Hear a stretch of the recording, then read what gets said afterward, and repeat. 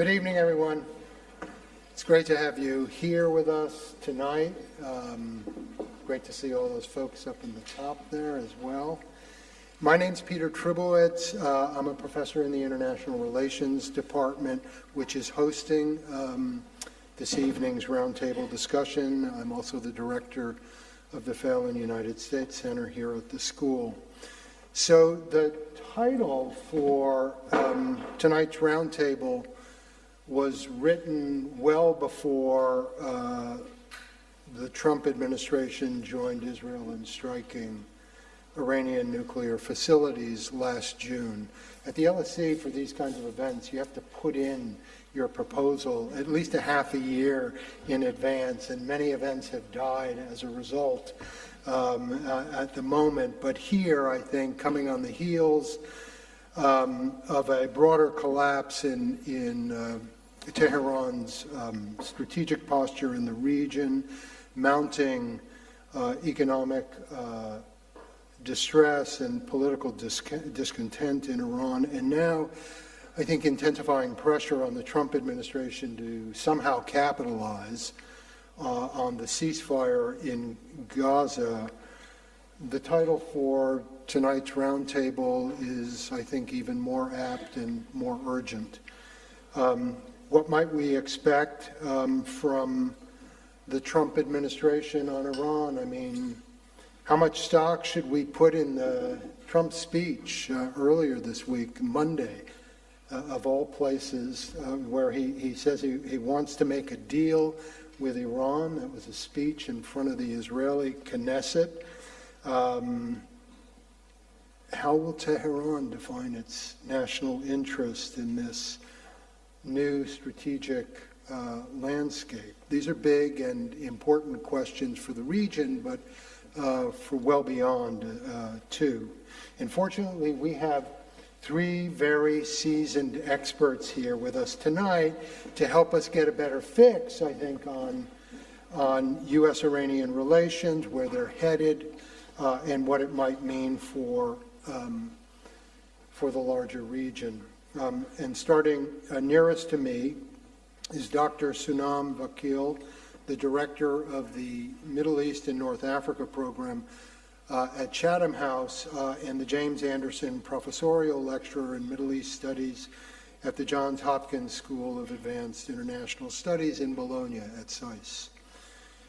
Next to her is Dr. Dana Allin, who is the editor of the journal Survival, Global Politics and Strategy, a senior fellow at the International Institute for Strategic Studies, IISS, which is like a block or two from here, and an adjunct professor at SAIS as well in Bologna.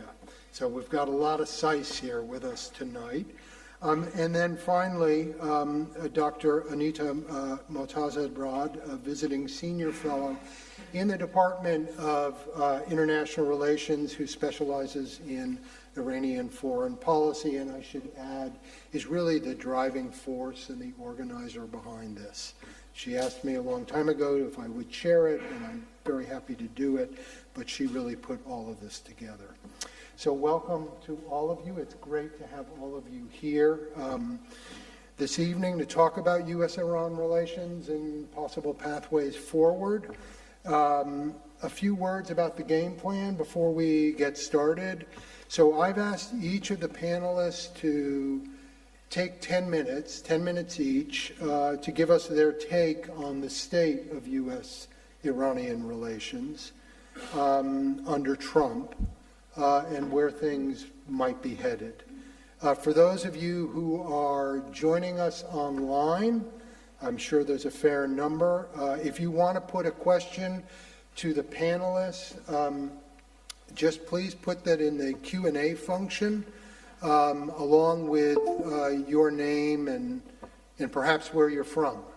And that would be great. For those of you in the room, we'll just do it the old-fashioned way. Just raise your hand.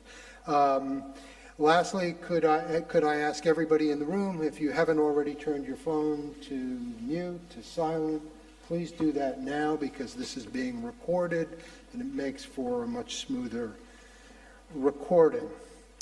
So we're going to start with Sanam. I saw that she had a piece. See what I mean? There's somebody's phone. She had a piece. You have a piece posted in Chatham House on the website today entitled "The U.S. Needs a New Iran Strategy If Trump's Gaza Plan is to Endure." Tell us more. Thank you very much, Peter, and thank you to the LSE. It's a real pleasure to be here for what is a timely discussion, very much about the U.S. and Iran, but it's really about the broader landscape of the Middle East. I think it's important to consider that the Middle East is not just based on countries functioning in isolation. It's a geography that is very much interconnected by people, but also by conflicts. And a typical sort of policymaker approach has historically been to focus on conflicts in silos. And today, we very much argue in my program at Chatham House that conflicts are very much interconnected. And you can't solve one without really sort of addressing the fundamentals that drive conflict and also understand the interconnectivity of conflict. And from my perspective, the broader regional landscape of the Middle East is defined by multiple conflicts, from the Israeli-Palestinian one to the Iran one, and there are many in between. But let's focus on the U.S.-Iran dynamics, and I've been given 10 minutes, so let me just start my timer so I don't overtalk. And I want to just lay out sort of a bit of the backdrop or lay out for you the status quo ante. Also describe the regional landscape of the Middle East pre and post October 7th, because it's important to understand that landscape, examine the implications of the 12-day war, and think about what's ahead vis-a-vis Iran, vis-a-vis the region, and vis-a-vis its ties with the United States. It's important to remember and lay out very clearly that Iran and the United States have had an adversarial relationship for over 4 decades. There's been a near absence of diplomacy. There was a period of determined diplomacy, not always directly managed by the United States, but saw many countries around the world try to bridge divisions over Iran's nuclear program, and that period lasted effectively from 2003 until the agreement known as the JCPOA, or the Iran Nuclear Agreement, was signed in 2015. And countries from Brazil to Japan to Turkey to European countries to Middle Eastern countries were all involved to help bring about the JCPOA. But there has been a near absence of direct talks between Tehran and Washington for 4 decades, and that's important to really let sediment. If you have not talked to a country for 4 decades, you don't know that country, they don't know you, and you are trying to analyze and understand each other through open source materials, through intelligence, through third parties effectively. And I think that is, again, important to let sit. The United States has come to rely over the past 46 years more and more on sanctions as a tool to constrain, deter, and change Iran's behavior. And Iran has, over this period of time, also developed tools and developed a more enhanced regional posture, relying on different deterrent capabilities in order to protect what is the driving force of the Islamic Republic. It's the security and the stability of the regime. And there have been varying degrees of success or challenges. We have had, effectively from the United States, I think, 2 Iran policies over this long period of time. There has been a policy of engagement determined to manage Iran's nuclear program, and that saw the JCPOA that lasted from effectively 2015 to 2018. We have had another policy known as containment. Way before you heard of maximum pressure sanctions, various U.S. administrations relied on dual containment policies seeking to contain Iran and Iraq, then focusing on Iran itself. I would argue that containment and sanctions have yet to really influence or change and alter the behavior of the Islamic Republic of Iran. So you would think after 46 years you might try something else. And certainly many American policymakers will say that JCPOA was something else. It was an agreement focused on a transaction forcing Iran to roll back the advancements it had made in its nuclear program in exchange for sanctions relief. That agreement has been interpreted to be many things. Some people saw that agreement to be a transformational agreement designed to change the Islamic Republic or change the Islamic Republic's behavior. Some people thought that agreement was an enabling of the Islamic Republic. The reality is that in Washington and in some countries around the Middle East, obviously, Iran has been such a profound and protracted problem that has no solution to it, that finding the resolution has become very politicized, and it, I think, is deeply endemic across the American policy spectrum, where Iran, perhaps like the issue of China today, is a sort of unifying factor among Republicans and Democrats. It's a hard one to resolve or manage. Needless to say, the first Trump administration, President Trump withdrew from the JCPOA in 2018, and from 2018 to today, we have seen a series of escalations from Tehran and also from Washington. Iran began to accelerate its nuclear program in response to sanctions, began to roll back cooperation with the International Atomic Energy Agency through that period of time as well, thinking that it could use its nuclear accelerations as leverage in a negotiation with Washington. The United States, in turn, began to ramp up sanctions pressure. I'm trying to keep this simple. Nevertheless, through this period of time, there have been shocks across the Middle East that have altered calculations in the region, particularly around Iran and also towards Israel.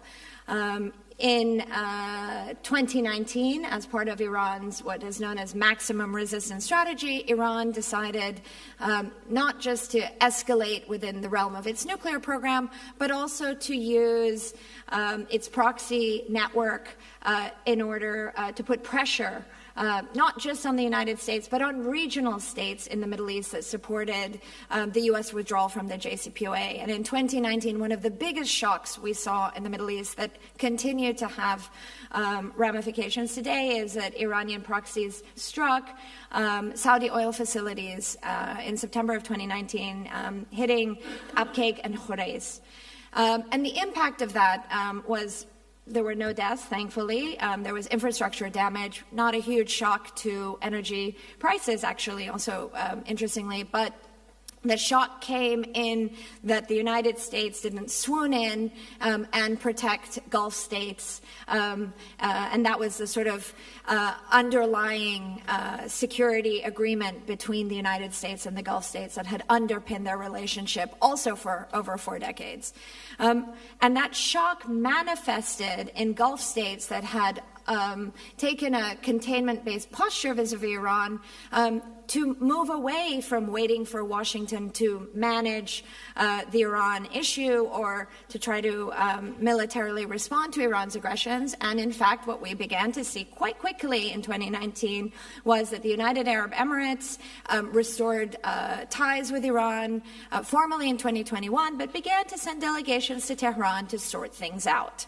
And simultaneous to that, Saudi Arabia initially actually brokered through Iraq and Oman, began a series of back-channel talks that resulted in the 2023 Chinese-brokered Saudi-Iranian normalization agreement. So the regional landscape also very much changed as a result of the U.S. withdrawal from the JCPOA, shifts in the U.S. security posture, and that regional landscape needs to be understood.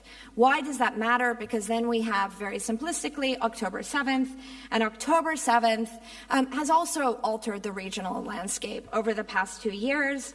Obviously, we've seen Israel take a very forward-leaning military posture, not just in Gaza and not just at the expense of Palestinians, but across the Middle East, taking military action against Iranian-backed network, the proxies known as the Axis of Resistance against Hezbollah, also sponsoring attacks in Syria, striking the Houthis, and understanding that Israel's security has to be addressed by taking a forward-leaning posture against Iran itself. So it's very important to remember that on October 8th, Prime Minister Netanyahu said he was about to embark on a seven-fronted war. And what we have seen over the 2 years is the execution, not quite of a seven-fronted war, but a six-fronted war. And that included strikes on Iran that we saw over 2024 when we had indirect escalation between Iran and Israel, and the June war of this past summer, which was shocking to many because Iran and the United States were engaged in diplomatic talks, but also shocking because that war crossed the threshold and brought the United States into that war with direct strikes on Iran's nuclear facilities. And that war, let me just briefly unpack it, showed us a few things. First of all, obviously, it showed us that this was a bold escalation, and both Israel and the United States were willing to take a really different approach to managing Iran's program beyond the diplomatic field. It also showed us that the war resulted in a contained war, not this massive regional war that everyone was worried about. Doesn't mean that if there's another round, it won't be a bigger war, but it was a contained war, and both Israel and Iran tried to avoid escalating and bringing other countries into the conflict. It also showed us, despite perhaps Israel's objectives, that the Iranian state was much more resilient than they were appreciating. There was much more unity within the Iranian political spectrum, and that people themselves were not going to internally bring down the Islamic Republic at a time of perhaps uncertainty. It was a war that saw both sides declare victory, and it was a war that led to no resolution. Trump, of course, said that everything has been resolved, Iran's nuclear program has been set back, Israel has retreated to its own narrative that the Islamic Republic is weak, and yet the Islamic Republic remains there, institutionally resilient, but constrained by the continuing pressure of maximum pressure sanctions, and at the same time, no real clear off-ramp for negotiations. So this is where we are today. We've seen, and I hope you've watched, the theatrics of Monday, a very important step forward in bringing, hopefully, a meaningful ceasefire to the war in Gaza, but also a very clear indication that much more work needs to be done in defining what a political process, if not a political settlement, looks like between Israel and Palestine. But beyond that, the president himself has clearly messaged and foreshadowed that diplomacy can't stop there. It also requires addressing the Iran problem set, and that shows that he recognizes that leaving Iran contained and sanctioned on its own isn't necessarily going to lead to that peaceful, prosperous, stable Middle East that he continues to talk about. So what's ahead and what do I see on the horizon very quickly? I think that there will be new rounds of diplomacy between Tehran and Washington. They are in direct contact. Don't believe everything you read in the media. Don't believe the narratives that all sides are putting forward. What's really necessary is for both sides to have new interlocutors or mediators to manage what a negotiation framework would look like. Ultimately, Tehran is looking for a face-saving solution that allows it to show that its nuclear program remains not completely dead in the water, but perhaps vibrant for research purposes, and it would sort of abandon everything else, and the United States in return can show victory, and we can talk about what those details would look like. Iran is certainly seeking sanctions relief. And ultimately, if President Trump, and if you can imagine President Trump really succeeding in addressing some of these serious issues, which, he says he does want to, this would be a really meaningful achievement for a problem set, a conflict, something that has perpetually destabilized the Middle East for well over 4 decades, and perhaps Nobel Prize winning. So I'll leave you on that sort of confrontational but provocative idea. Thank you for that, and for a really great summary of the kind of the topography right now in the region and the issues, and I think where you ended up is kind of a perfect segue to Dana, Dana, you've written a lot about U.S. foreign policy, and I suppose the question here, where Sanam has kind of left this with Donald Trump, is what kind of running room does Donald Trump have, and even if he has the running room, can he run on a kind of straight course with respect to Iran? Thanks very much. Thanks to LSE for inviting me. And, the answer to your question, the simple answer to your question is probably he has a lot of running room, but he has no idea where to run to. And I think I will try to explain that with a little bit of almost an autobiographical approach, which is justified only by the fact that I've been around for a long time. And so, even though I'm not an Iran expert or a Middle East expert or a nuclear technology expert, the topic of this panel has really been the framework for much of my career. I say much of the career, I can sort of divide it. And the first stage was in the 1980s and 1990s, concerned the Cold War and then immediate post-Cold War issues such as the Balkan Wars. But the second, longer one basically started on September 1st, 2011. September 11th, 2001, sorry. And, it was kind of the rise and fall of American hubris in pursuit of kind of a supposedly strategic level threat from Islamist terrorism and its backers, including Iraq and Iran. And particularly to remember what the Iraq War was supposed to be about, particularly the idea of a terrorist WMD nexus. And, this rise and fall had political manifestations in the presidencies of George W. Bush and Barack Obama. Just to be clear, I'm not associating Obama with the fall. I associate him mainly with a mainly successful effort to cope sanely, strategically, and humanely with the consequences of the fall. So this has been sort of the canvas of my work covering basically the first quarter of this century.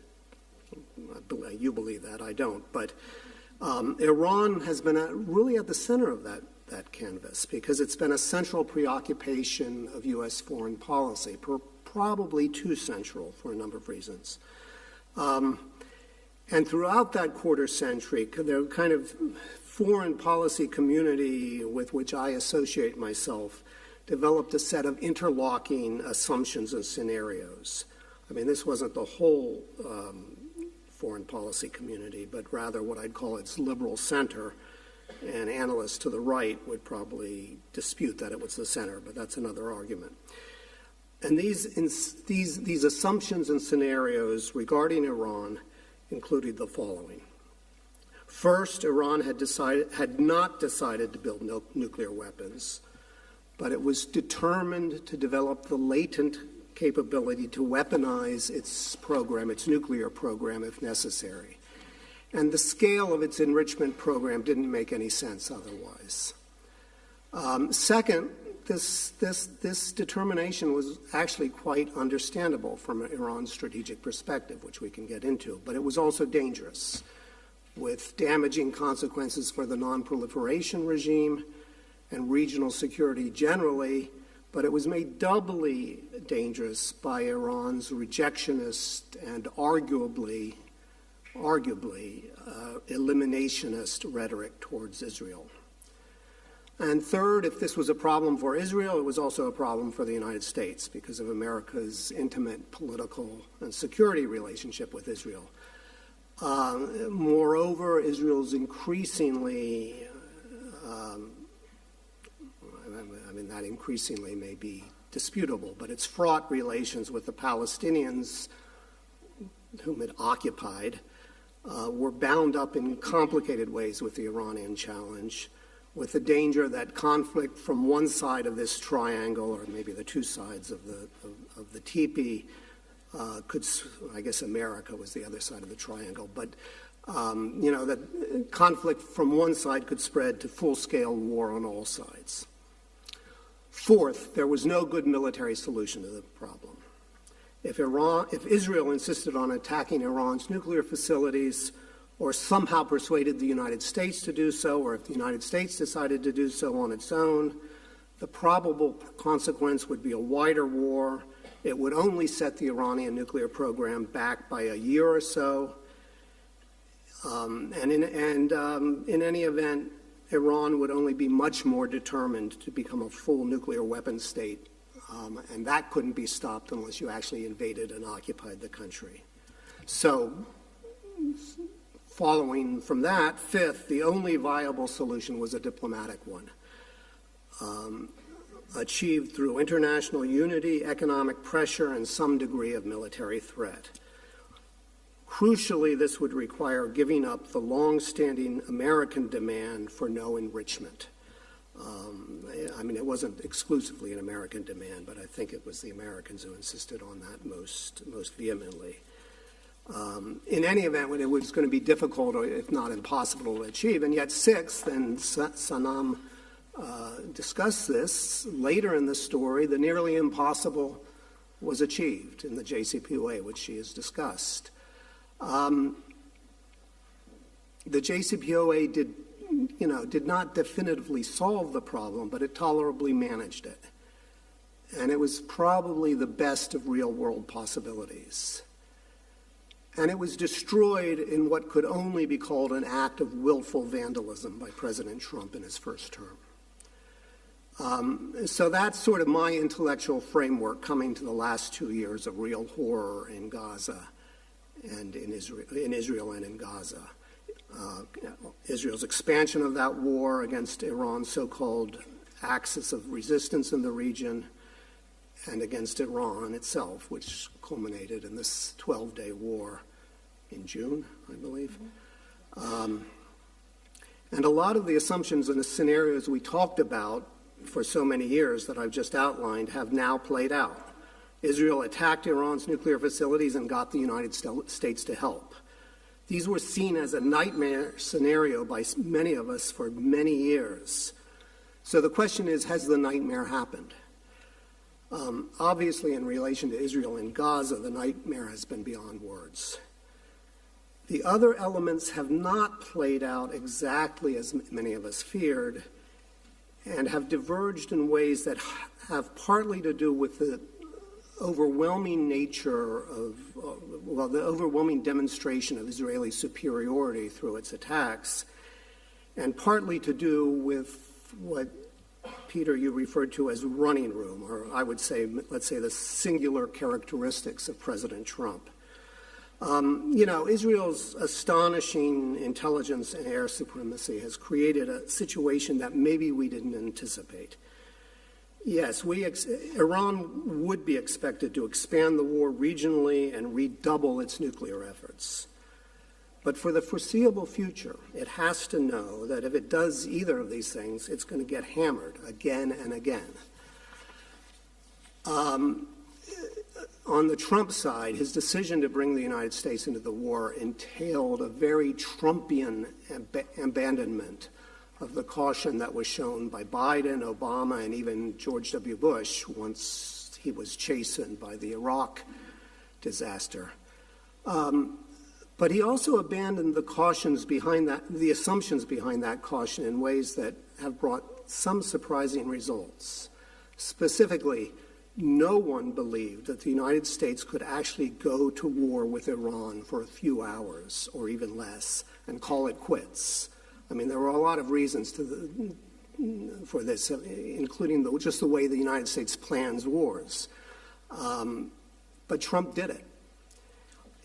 And he created his own reality, by the way, with a statement that after he did it, the nuclear program was totally obliterated, or whatever he said exactly. He used the word obliterated, which was nonsense, but also an excuse to end the war after a few hours.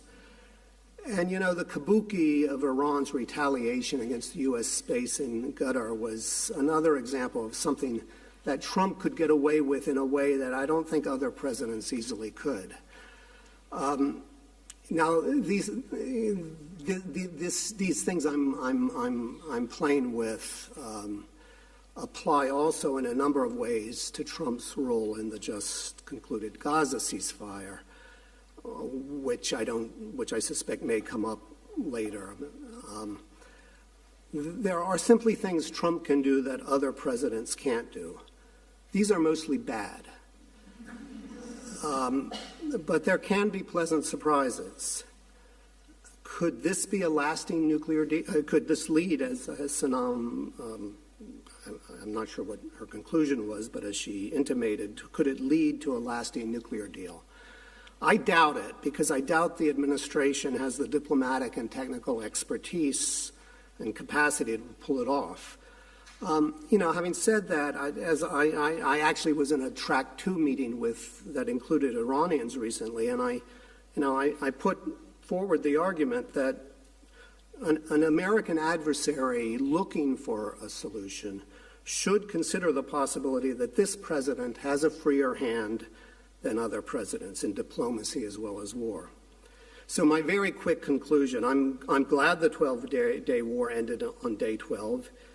Even happier that there is a Gaza ceasefire for as long as it lasts. And there are reasons to credit Trump for some of this, particularly when he wants to restrain Israel for whatever reason. He has a unique ability to do so. But, you know, with Trump and MAGA, you get the whole package. Whatever he did in recent months can't be separated from his destroying the JCPOA in the first place. Military force is sometimes a necessary element of diplomacy, but disregard for the rules of international order makes me skeptical that any kind of order is being built on this. Or to put it in simpler terms, maybe more sort of Trump terms, it's hard to make lasting deals if you keep breaking them. Thank you. Thanks, Dana. I think I want to return in the Q&A maybe to the question or the issue of Trump's running room and what it might mean for dealing with Iran. Very interesting what you have to say. Given now, Anahita, that we have the take on the United States and U.S. foreign policy, how about the take on Iranian foreign policy in the region? Thank you. Thank you, Peter. It's a pleasure to be here today and talk about this very timely relation, especially with regarding the President Trump, second-term administration. It would be much more, I think, timely than ever. But let me start with looking at this relation a bit conceptually. U.S. Iran relations since 1979 can be understood through the Alexander Wentz concept of cultures of anarchy, which reflecting a persistent blend of Hobbesian enmity and Lockean rivalry, with a distant but conceivable a conceivable, concept of evolving towards a Kantian culture. So while mostly since 1979, the mistrust, mutual suspicion, confrontation, and also rivalry have dominated this relationship, but also there was a moment of the pragmatic engagement between the two countries. And such as we see that in the 2001 in Afghanistan between Iran and U.S., and then later, years later, in the JCPOA, the negotiation led to the JCPOA agreement at the time. And also the rivalry. Iran indeed has also pursued a more Luckian style of rivalry with the U.S. to challenge American hegemony across the region, from the Iraq to Syria, to Afghanistan, and even Pakistan. So where the both countries have challenged and also competed together over the strategic influence. With this, I'm trying to not repeating the points that already Sanam and also Dana mentioned about this relation. I'm trying my best, but I think we should have a look. We should see this relationship within all the changes that has happened already, started happening in the politics, economy, the concept of the security and foreign policy, because the very nature and the very foundation of the power and politics have been transformed for a while due to the digital transformation, artificial intelligence, and so we are living in a world that has been more intertwined, interwoven than ever. So foreign policy, absolutely, as a main concept, has changed a lot. So foreign policy at the moment is increasingly seen not as a tool of power projection anymore, but as an instrument for economic growth, for development, and for the national welfare and prosperity. So within this, many countries are redefining their strategic priorities, mostly by balancing their relation between a triangle of three countries, the United States, China, and Russia. So in the context of the Middle East, also exactly this is happening. Then we have a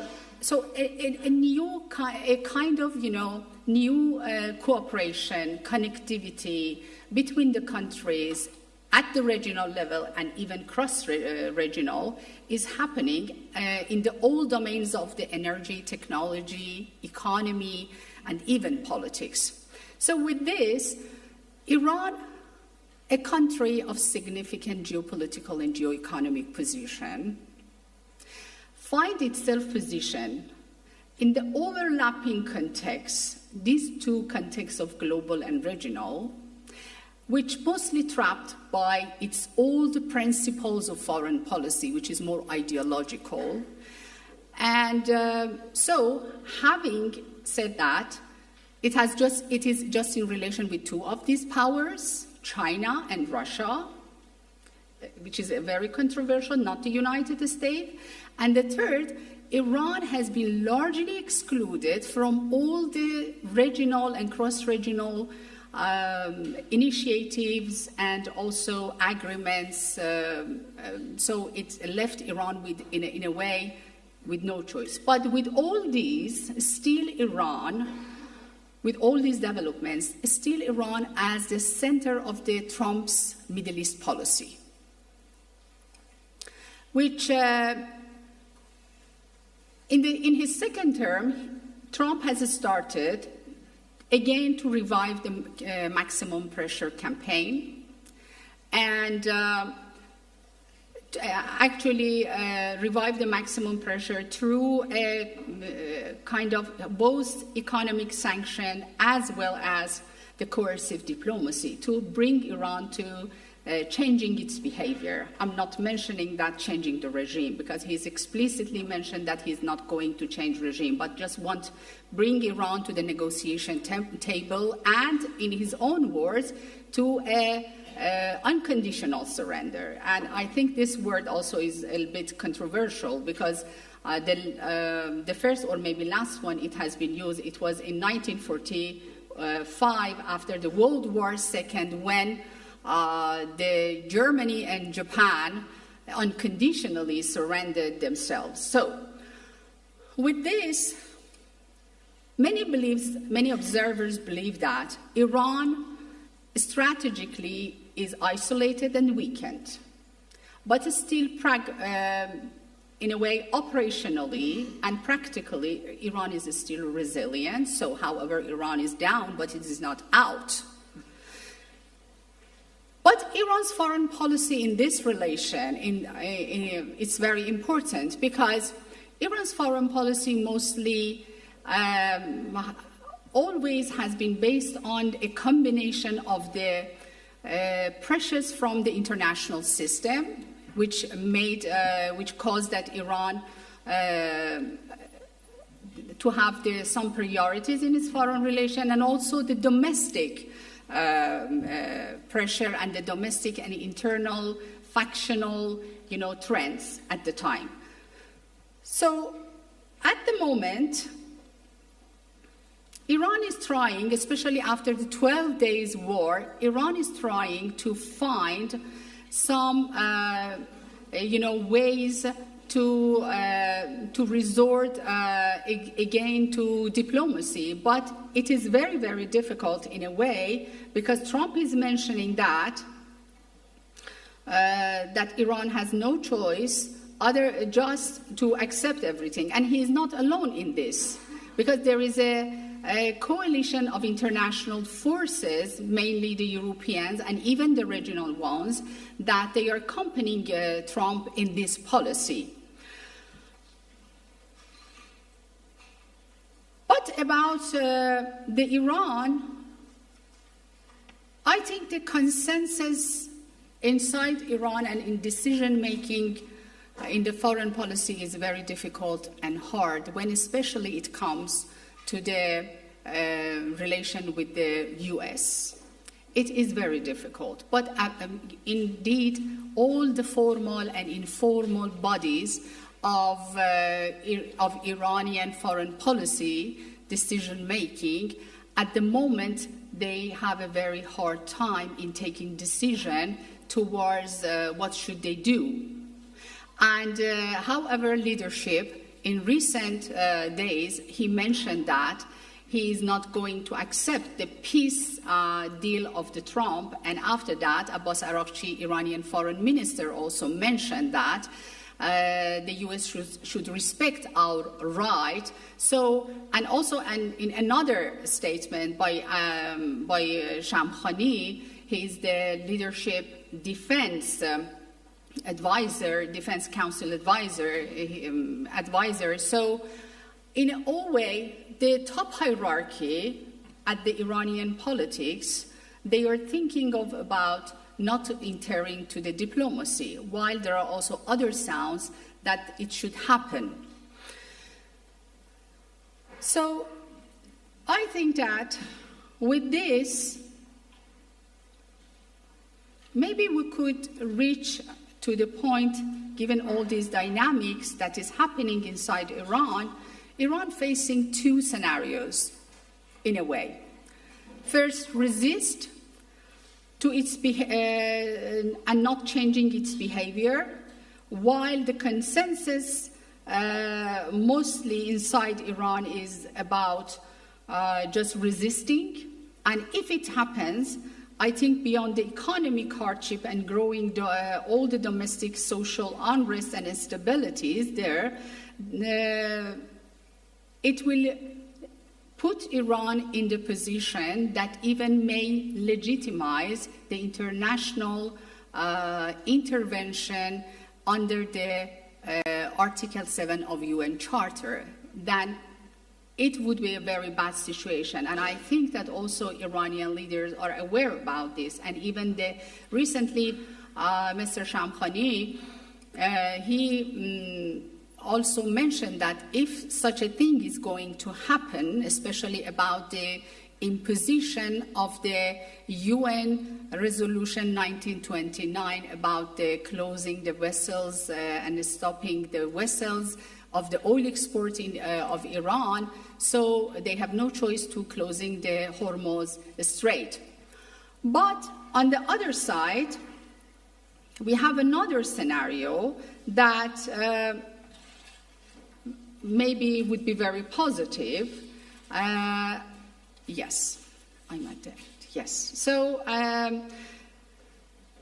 if Iran come to the diplomatic negotiation and start a diplomacy and let the diplomacy goes on, so such a shift would mark a fundamental redefinition of indeed in Iran's strategic identity from a revolutionary and ideologically resistant actor to a pragmatically adaptive power, which potentially moving the U.S. Iran relation towards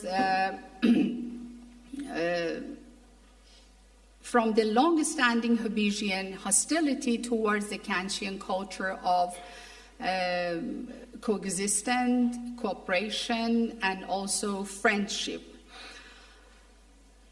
Yes, I prefer to stop here. And it's a good place to leave it. Yes. Okay. Yeah. That's great. Thank you. Well, thank you. The floor is going to be open in a second. I think I'm going to maybe exercise the chair's privilege to ask a first question that I think it was in a way prompted by something that Dana said, but I think, it really dovetails in some ways, or it's relevant to the points that all three of you made. It seems to me, as a non-expert in this area, that one of the takeaways from the past few weeks is that the ground has shifted in a significant way strategically in the region. And in particular, that what we've seen is an American president force, in this case, an Israeli leader to do something the leader simply did not want to do. And in doing so, has kind of shown that he's, I don't know, maybe more inclined to entertain the policy preferences of Arab countries in the region. And to me, this is a fairly significant shift. Maybe it doesn't last because Donald Trump, I think, Dana, as you said, I mean, if he zigs and he zags. But in a way, to me, it looks, kind of as I think about Trump's term, that the investment that many countries in that region made in Donald Trump, most obviously in the case of Qatar with a big airplane, paid off. And I think the question to my mind is, that I want to ask you about, is not what this means for the United States and not what it means for Israel, but what it means for Iran. I mean, does this, given, if I'm right about the ground shifting, if I take, Sanam, if I start with where, you referenced the response to the 2017 attack by Iran on the Saudi oil fields, and it kind of opened up new possibilities that maybe have, that October 7th closed off. Does this provide an opportunity to return to those discussions or not? And I guess the same question in a way for you, Anahita, is like, does this pragmatism, a kind of a turn towards does this invite or encourage or incentivize Iran's turn to pragmatism to see Trump move in this direction, or is it actually the reverse? Because given Iran's heavy investment in proxies in the region that caused not only issues for Israel, but many of these Arab countries, there were, it would be hard to find an Arab capital that was, to my sense, was, all in with Hamas, looking for a different kind of arrangement for the Palestinians in the region. So there's a long-winded question, but what I'm wondering is whether or not the shift in, if I'm right, in kind of the U.S. position vis-a-vis Arab countries, what the knock-on effects or the implications are for Tehran, if there are any. You want to go, Sanam? Sure, thank you. A couple of points that can maybe help explain the landscape. First of all, to be clear, despite Iran's continued support for the so-called axis of resistance, and despite the events of the past 2 years, it's worthwhile really underscoring that Iranian regional normalization has been a consistency across the Middle East, and I would say it's very much expanded. Iran has deepened its relations with many of the Gulf states short of Bahrain, and also widened its institutional relationships beyond also to Jordan and Egypt. By no means are we saying that Iran has built deep trust or the deep tensions with Iran have been resolved, but there has been a profound shift in the region where states are seeing direct dialogue and engagement with Iran is very important, and Iran sees it the same. How do we know this? Nothing has broken in the normalization, and diplomatic engagement across the region has increased. And in fact, it was Cairo, quite surprisingly, that was trying to broker an arrangement between the International Atomic Energy Agency and Iran just over the past few weeks in September. So that is the status quo between Iran and the region, and all regional states are looking to preserve that status quo. They are not looking for another round between Israel and Iran. They're very worried about the spillover of that round.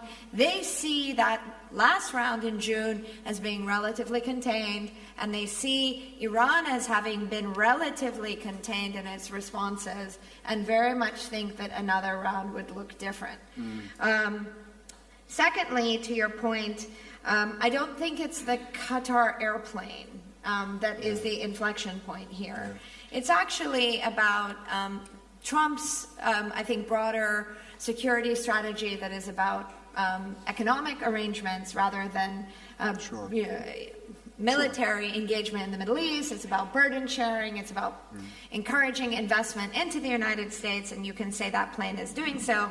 But Trump came to the Middle East, not to Israel, but to Doha, Abu Dhabi, and Riyadh in May, and gave an extraordinary speech where he talked about commerce, not chaos, technology, not terrorism, and the Gulf states were on a sugar high that only lasted until June when the war began, but really saw this president offering a new vision for American engagement in the Middle East. That wasn't a military engagement, but was something different, commercial, transactional, something that they could work with. And Trump, of course, also removed sanctions on Syria, engaged with the new Syrian leader Ahmed al-Shara, so things felt really good. And actually on Monday, Trump again talked about the commerce, not chaos, again talked about no more terrorism, a new Middle East. So that vision very much underpins the Gulf-Trump relationship that is very much shared. And I think the real inflection point that really must be understood is certainly the United States, through multiple presidencies, but particularly Biden and then Trump, have supported Israel unequivocally. But Trump has recognized that Israel's activities have been destabilizing. not just in Gaza, but to U.S.-Arab relationships, has been destabilizing to a new landscape in the Middle East, particularly in Syria, which has been unexpected and one that the United States wants to support. And thirdly, the extraterritorial operations of the Israelis might have been okay with regards to Iran, but they crossed the Rubicon in hitting Qatar. And it was the September 8th strikes on Doha that broke Trump, and he said, enough already. Right. And I would just throw that out there to say that that's what has opened the door to a bit more willingness to look at these arrangements in a different way. And I think what's striking about Trump, and it's just Trump, his system, the people behind him are deeply divided. They have different ideologies and competing ideologies. It's a president that is looking to try new things. I don't necessarily think it's going to work, but the willingness to try new things and approach entrenched conflicts in unprecedented ways is, I suppose, for the time being, welcome. The devil, of course, will be in the details. Dana, do you want to weigh in on this? Yeah, I'm reluctant to say things about either Iranian politics or Arab politics next to two real experts, but I'll do it anyway. In the lead up to the Abraham Accords in Trump's first term, there was this general sense of an implicit the fruition of an implicit strategic alliance between Israel, or at least strategic convergence between Israel and Arab states that had long rejected it or opposed it. And you could say that Israel did a lot of work on behalf of these Arab states in its real punishing attacks against Hezbollah and the axis of resistance, and that they should be pleased. But, the Gaza nightmare was just more than anybody could stomach. And, it took a situation where, again, somebody might tell me I'm being unfair, but where you sort of heard Arab states paying lip service, particularly Gulf states, paying lip service to the Palestinian cause, to something they really couldn't ignore. So, I just wrote here, Gaza, exclamation point a couple times. It just, I'm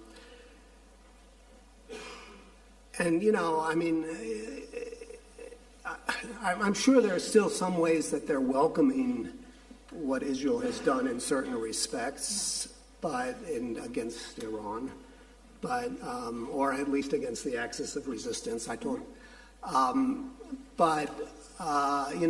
also have a sense that the idea of Iran as the dangerous would-be hegemon in the region has really been replaced in their minds by the idea of Israel as the very dangerous would-be hegemon, in a way that I don't think they really thought, for quite a few decades after the Arab-Israeli wars. Now, what does that mean for the Islamic Republic of Iran, which was your question? I don't know. It strikes me that there would be a huge opportunity, and this will show my sort of American perspectives here. There would be a huge opportunity if Iran took a different rhetorical attitude towards the existence of Israel. It's not a question of Israel's right to exist. It's a question of the fact that Israel does exist, and it has to be accommodated, despite everything, or after everything, which has been, as I say, truly horrific. That's great. Anahita, comment before we throw it open to the floor? Yes. Questions? Just a couple of comments and your question. I think that first, Israel and U.S. have some, similarities and also differences on the strategy towards Iran, how to approach towards Iran.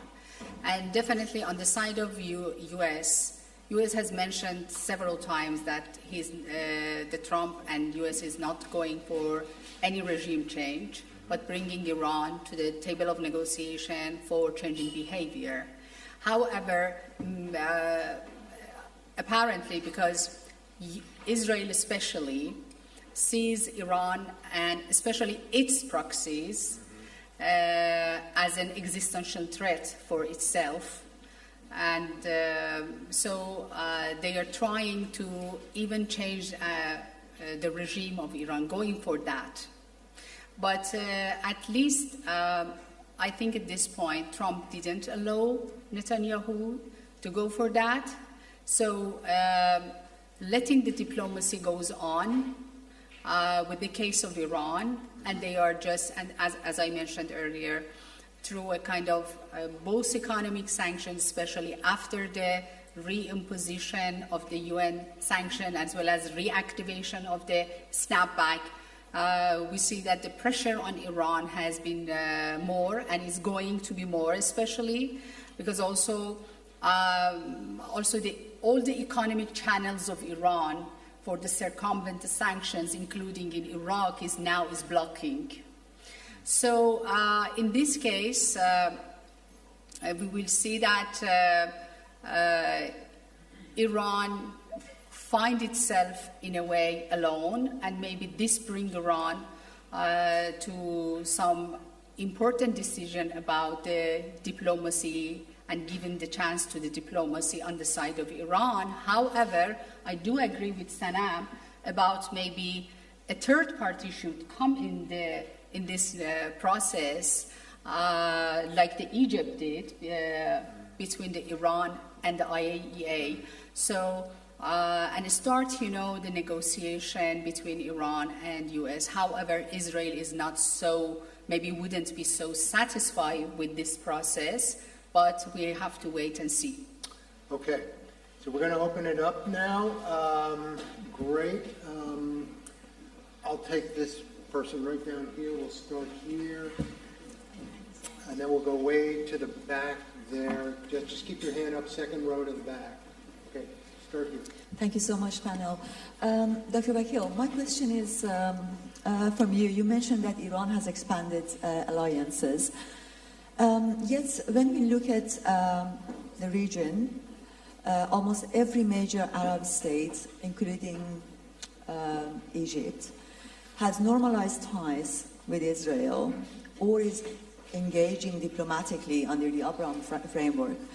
Even President Sisi did invite Netanyahu to the Red Sea Summit. So in that context, can we speak of Islamic Republic regime expanding alliances, you think? Or is it in fact becoming more isolated? Is that so Iran is basically holding only to non-state proxies? Great, thank you. Question back there? Hello. Please introduce yourself. Hi, my name is Tyler. I'm a master's student at the LSE. I've heard, Dana, you referred to the difference, what's going on between Israel and Gaza is a nightmare, and Sanam, you've referred to it as war and a conflict. Why don't you refer to it as a genocide? Okay, hold on for 1 second. Nita, do we have a question online? Yeah. Thank you. So we have a question from Anthony Valion, who is an LSE alumni, and his question is regarding Trump's negotiations for what he calls a new version of the JCPOA. He says, do you think Netanyahu will allow Trump to make and keep a deal with Iran? And within America, do you think both the Democrats and the Republicans would abide by this, or would a new administration ditch this? Okay, so We didn't get that, actually. Yeah, do you want to just repeat the last? It's about the JCPOA and whether or not Trump will pursue it? Yeah, so he says, do you think Netanyahu will allow this? And then in terms of American domestic policy, do you think the Democrats and the Republicans will abide by this? Or do you think if a new administration came in, they would ditch this? Maybe just revise this. Is there any chance that Trump would go down this path? JCPOA. The path of the new JCPOA. Like a revised Trumpian okay. JCPOA. Thanks. Me, okay. Sure, go ahead. Yes, it's a genocide. No problem saying it out loud. 2, it's not a competition, actually. That's the reality. It's important to see the regional landscape as it is, not how we want it to be. There have been 3 normalization trends in the Middle East: Turkey and the Arab states, Israel and the Arab states, and Iran and the Arab states. But if you want to make it competitive, by my count, there's only one Arab state that hasn't normalized ties with Iran, and that's Bahrain. And secondly, if you count, it's Lebanon, Syria, Kuwait, Oman, Qatar, Saudi Arabia, and Yemen that haven't normalized ties with Israel. And I never call them alliances. They're called relationships between states. So it's important to, characterize the landscape appropriately. I don't think Iran today in 2025 is as isolated as it was a number of years ago. I think it is certainly much more integrated politically, diplomatically, and economically. And those relationships help the Islamic Republic endure despite maximum pressure sanctions, despite the return of 5 UN sanctions. And it is the mediation, facilitation, and engagement of Arab states currently very much underway today that are also driving the Trump administration's approach and outreach to the Islamic Republic. I just say one more thing. What we actually want to see in the Middle East is an integrated Middle East, not an Israeli-dominated Middle East or an Iranian-dominated Middle East, but actually a Middle East where conflicts are not just managed, but politically settled, where there's peace and prosperity, governance and accountability, and one where Israel and Iran are integrated into the Middle East. And that requires an approach that is very bold, that looks to underpin any kind of approach and agreement to the third question. I don't think there'll be a new JCPOA, but there certainly should be some arrangement where there is a non-aggression pact and principles of non-interference are embedded across the region, where all regional actors agree to stop the proxy dynamics that are used by all states, and that there is an acceptance that Middle Eastern states should have agency over the region. There needs to be a regional security infrastructure, and Iran and Israel can either join in or be marginalized by their neighbors that are certainly looking for a different vision of the Middle East. Not revisionism, not expansionism, not aggression, but something else, the new Middle East. Anahita, Yeah. I was just adding, maybe just reiterating again some points of the Sanam. I think there is in the new Middle East mostly, it is about the integration, full integration of the Israel and also Iran at the same time together to the Middle East, the new Middle East. It is very important. So, and I think it's a while, especially after the Abraham Accord in 2018, and after that, 2 years after that, we see that the region has been on the track of moving away from confrontation to cooperation. So they have already started it, and at the time, one of these cooperative, engagement was happened between Iran and Saudi Arabia at the time. So still, region is on that track, but we will see how Iran also can be integrated in the region, especially regarding to its regional role, which is very important, especially at the time, and also its nuclear issue. Yes. Dana? So, if I understood the question about I'm not sure I entirely understood the question about a new JCPOA, but just to make a couple points. First of all, we're not going to get a new JCPOA because, from the American point of view, you'll never get that good a deal anymore, because what happened was that Iran developed further its massively scaled enrichment facilities. A lot of these are, a lot was destroyed, grant you, but it developed expertise and abilities that cannot be taken away.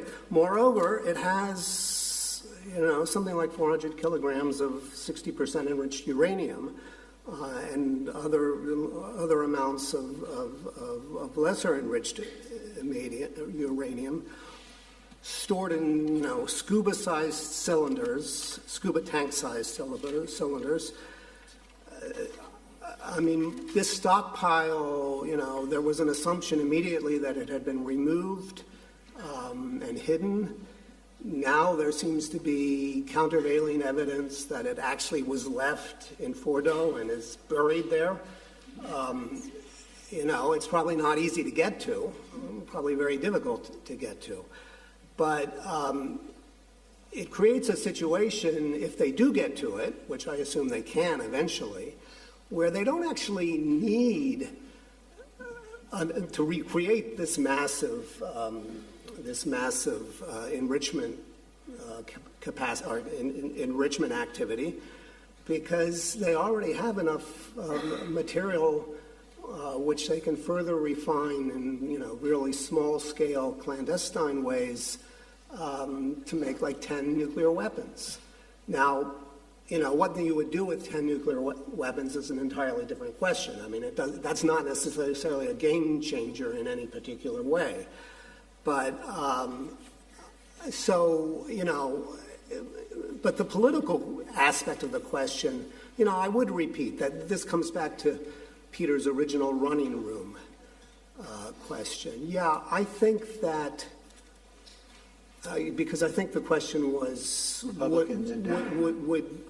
would it be torpedoed or reversed?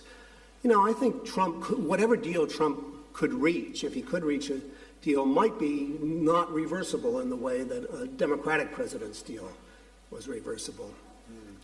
Genocide. I'm not going to be as forthright as Sanam was in answering that question, because I don't actually think that my checking off a box really answers what Israel has done, which has been enormous and terrible. Something enormous and terrible was done to Israel as well. There are there are international tribunals that are addressing this question, and as far as I can see, the evidence they're looking at is credible. But we all see what's happening, and I'm not even sure why it's necessary for me to use that word. Thanks. That's a good place to leave that. Let's take some questions here.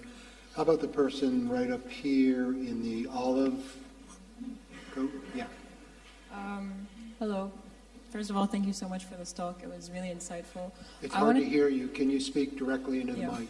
Thank you so much for this talk. It was really, really insightful. And I've got to ask, because we have short time here, just get right to the question as quickly as possible.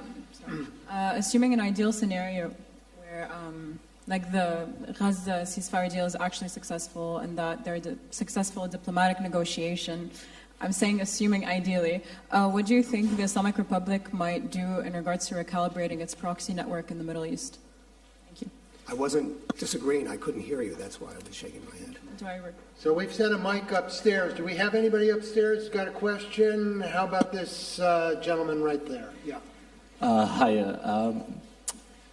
Iran's Supreme Leader Ali Khamenei is not getting any younger, obviously. I think he's like mid-80s. I think he's seen as a bit of a barrier of preventing kind of the hardliners regime to develop a nuclear weapon by today's rhetoric.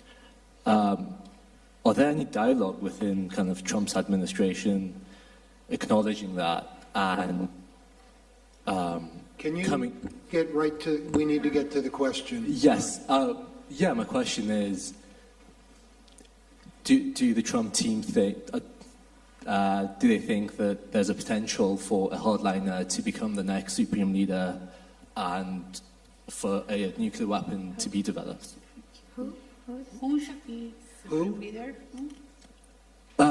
Someone within the regime that was pushing for Iran to develop a nuclear weapon, because as you mentioned, there's kind of factions within the regime. So some pro-nuclear faction, can they get control of the regime? Got it. I'm going to stay in here. How about the gentleman in the very back there in the white shirt? Thank you so much. I'm Shayan.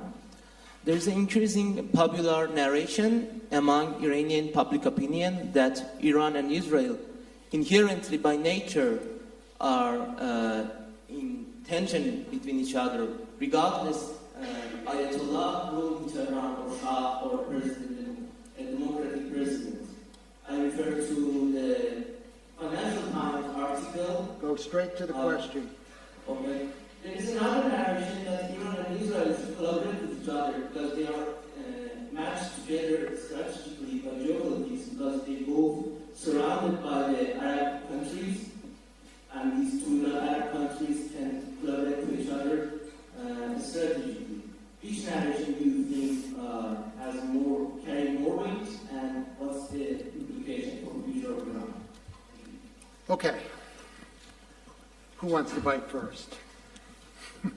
Okay. And then I will go. Okay. You want to go first? No. Okay. Quickly on Khamenei, I mean, he has a supposed fatwa that prevents Iran from pursuing a nuclear weapon, and I think that very much currently is going to hold while he remains alive. It's very hard to predict what's going to come next, and certainly we do a lot of scenarios and not really effective at predicting. It remains to be seen. There are plenty of people that think that Iran will try to break out or sneak out. I think it's very easier said than done, and Iran is heavily surveilled. There's a lot of intelligence. And right now, it would be hard to see that happening immediately, maybe over time, but, let's see. No clear answers there. On Iran and Israel, I don't buy zero-sum sort of analyses, so I won't take any of the provocations. It's not one way or the other. I think we really have to explore and examine Iran's history in the region and Iran's history with Israel. Certainly, prior to the revolution, there was the alliance of the peripheries, and it seemed that Iran and Israel, along with Turkey, had a natural strategy driving their relations against Arab states. I don't think people really have delved deep into understanding the dynamics of Iran-Israeli relations, that were not always happy going into the 1979 revolution, and certainly there were tensions under the Shah's regime that we don't talk about. Iran, during that period of time, was also working in southern Lebanon. Iran was supporting Kurds in Iraq. Iran was an expansionist state under the monarchy, took 3 islands in the Persian Gulf, tried to lay claim to Bahrain. And so it just makes us maybe pause and think about Iran's role in the region as always perhaps being activist, or being activist for quite a longer period of time. And so, we should reflect on these binaries that very much preoccupy people in the diaspora, that getting rid of the Islamic Republic is going to change the nature of the Iranian national interest. So I just leave you with that. To reflect on, I think we have to be honest and see countries for how they are and how they behave, not how we want them to be. Quickly on the proxies, it's the hardest question to answer. I think that can't come immediately. It has to come over time. It is ultimately about investing in the agency and governance reform inside Lebanon, inside Syria, obviously for Palestinians, and Yemen as well. Ultimately, what is urgently needed is a similar reform process for Iranians themselves. And only when you build better accountability from within these states do they become less vulnerable to external intervention. Anahita? Yes. Just one point about Iran-Israel. I think it was, Israel for a long time blamed the U.S. for the policy towards the Islamic Republic, while letting Iran expand it and also deepen its regional network. It is not new. In 2000, I remember 2004, 2012, by the Brzezinski, I read in his book and also in his interviews that they always said, okay, we want Iran to change its behavior, but also we understand that Iran is between the Arab countries that gives a security, kind of threat to Iran, so they can do what they do till they don't damage the American interests in the region. So later, after the JCPOA event, and I remember that interview happened with not Brzezinski, Kissinger.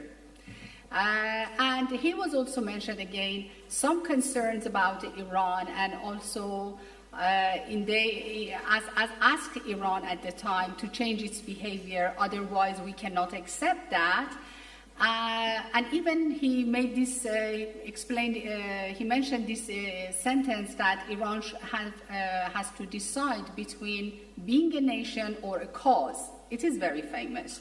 So Israel and even the Arab states also, from 2000, especially early 2000, always blamed U.S. for being soft towards Iran and let Iran to expand its proxy network till reach this point to the 7 October. So I think, yes, in this sense, I just wanted to mention and refer to this historical background about the U.S. policy towards Iran inside the region, and also how the Israel and also the Arab states think about it. Dana, do you want to comment on this, or? No, we can. Well, what I can see is that we have a little less than 5 minutes, so I thought maybe I would actually give each one of you as we kind of wrap up here. I'm tempted to ask kind of, what's your worst fear? But I think maybe try to end on a slightly higher note. If you had to identify one thing that gives you some hope about kind of the path forward, I mean, what would it be? Anahita, why don't I start with you? We'll just work down that. Yeah. Yes. Just, you only get one thing. And you have a minute. Yeah. And I think that really I wish that Iran goes towards peaceful times with its own people, and also with the region and with the global, powers as well, to bring prosperity for the Iranian people, really. Yeah. That's good. You stuck to one, and that's great. Dana, what about you when you look at it? My one thing has multiple parts, but it's okay. You got to.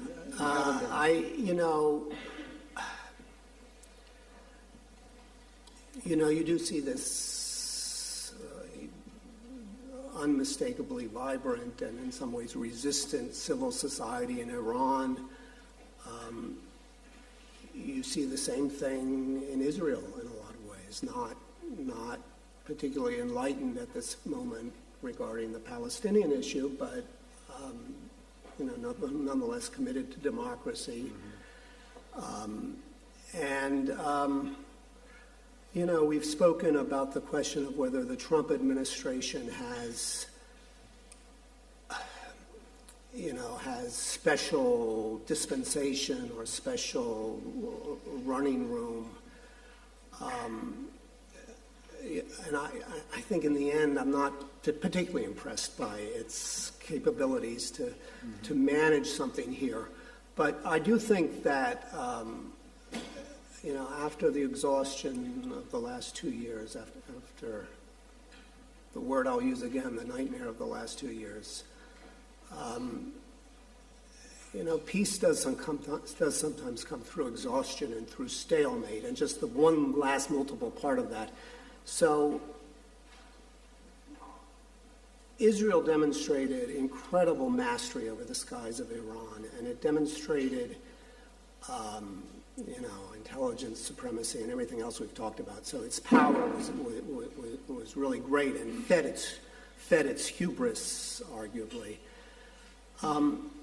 But Trump stopped the war before some elements of Iranian comeback were possible. Among other things, Israel, the trade-off or the ratio between Israel was running out of interceptors, and they're more expensive than Iranian missiles, and Iran had a lot of missiles left. So this was not quite the cakewalk for Israel that it might have appeared. And I only bring this up in the hope category to say, maybe sides will have room for exhaustion and peace. Sanam, you get to take this home. Okay. I'll say this. I think I don't have a huge amount of hope that the Iranian political establishment or the American political establishment that can on their own bridge the divides. They don't know each other. They haven't spoken to each other properly. The views are very entrenched. I also don't have a huge amount of hope that any of this is going to get resolved quickly on its own. I also would say Israel and Iran are deeply entrenched in a devastating and I think maybe longer-term adversarial relationship that we're not considering. What I do have, and that worries me for all of the people across the region. What I do have hope about is that the region has changed. And that is important to understand.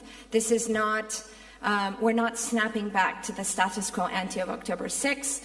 Regional states have new threat perceptions. Regional states have new priorities.